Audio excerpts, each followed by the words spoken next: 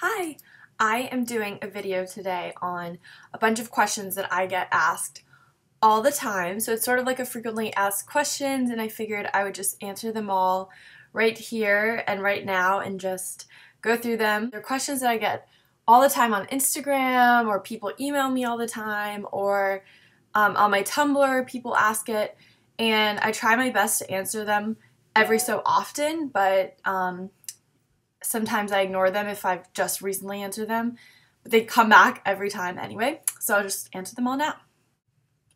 So the first question that I've been getting asked more recently than ever before, obviously, for obvious reasons, is what kind of breed Teddy is, and Teddy is right here.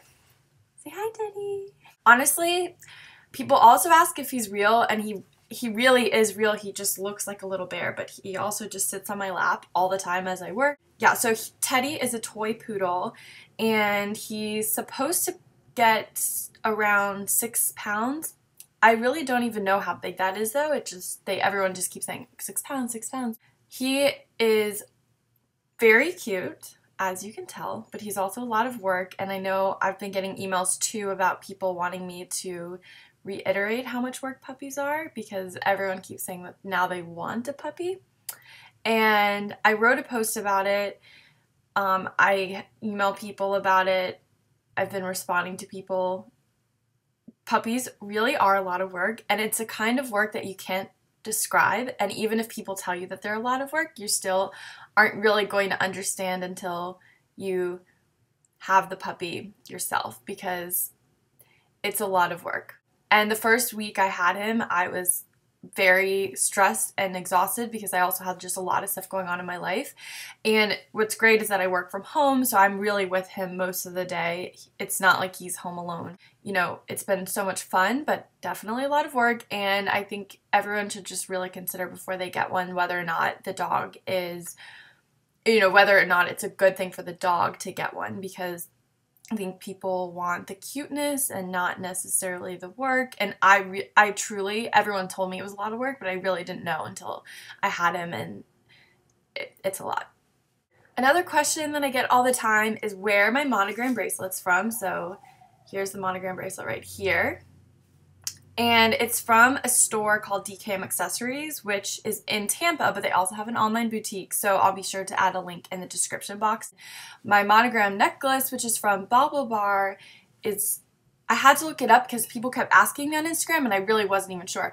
It's a 16-inch chain, and it has the medium pendant. Another question that I get asked, it must be like 15 times a day, is what I majored in at Georgetown. And I also get asked sort of what classes I took and what classes I took in high school and what my SAT scores were.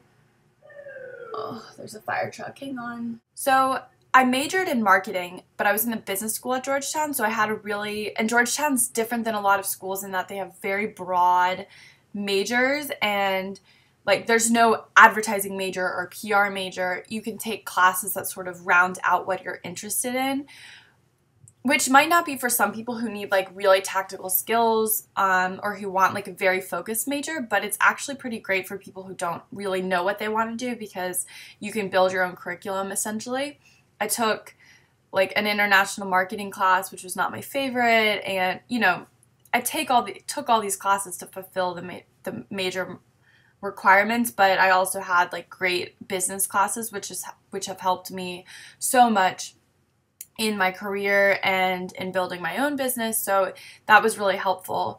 In terms of classes that I took in high school, I'm really hesitant to like list them all out. I have on Tumblr a few times, like of all the AP classes that I took. I went to a crazy high school where I think there were 8 periods, but 1 was homeroom, so you could take 7 classes, and I had a bunch of friends who would take 7 APs, and they were on some sports team, and they would go to a community college, and they took classes over the summer.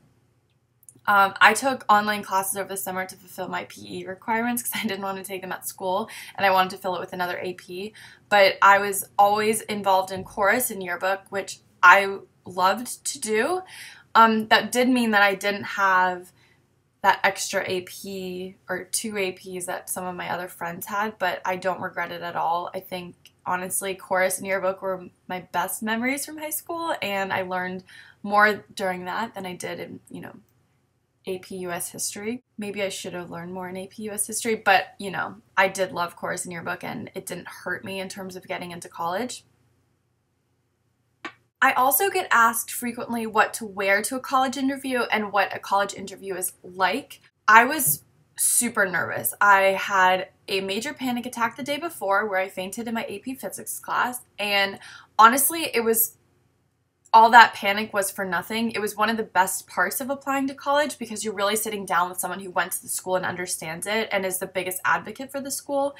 And while a lot of it was to get to know me better and to sort of add color to my resume, an even bigger part of it was where I could ask her questions. She had a lot of insight into the school, which made me feel even more confident that Georgetown was the school for me. In terms of what to wear, I recommend always sort of going for a basic business casual to a little bit dressier look, and to show your personality a little bit, but not to go overboard.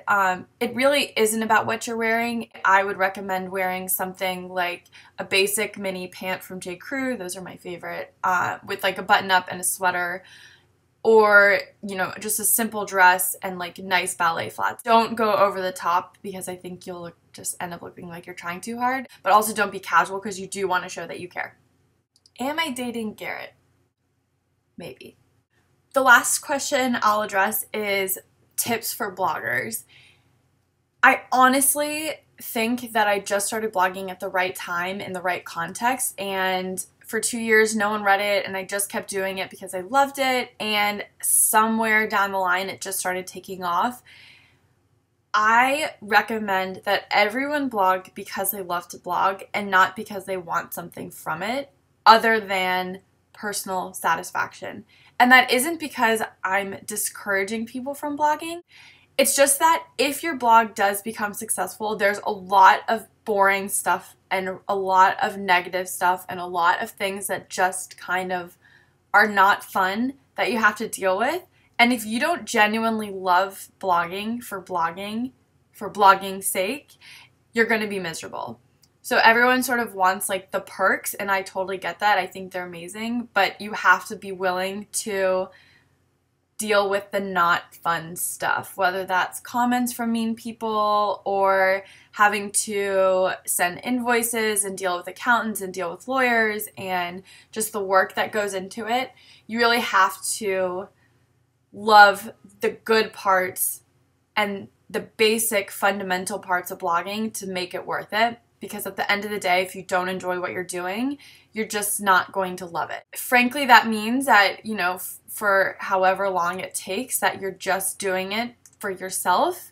And I really, for 2 years, the only people reading my blog were my mom and my grandmother. There's this great story about the creators of Angry Birds, that iPad game.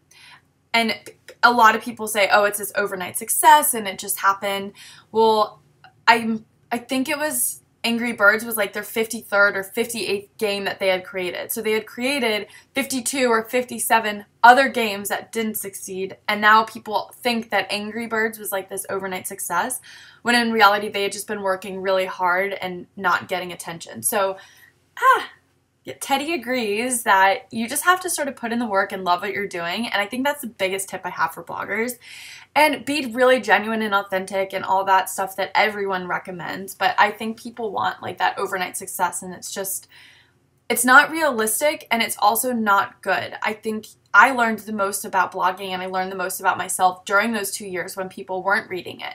And I wouldn't take that back and wish that I had a gajillion followers from day one, because that was like the time when I really got to develop and really got to experiment and have fun with it, and there was absolutely no pressure. So those were my like favorite years of vlogging, honestly, because no one was reading it, so I had no negativity, which is the hardest part. But if you really love what you're doing, I think that goes for like more than just blogging. I think that goes for everything in your career, in your job, or your just fun stuff in your life. So if you're not loving what you're doing, is it worth it? Say bye, Teddy. Give kisses.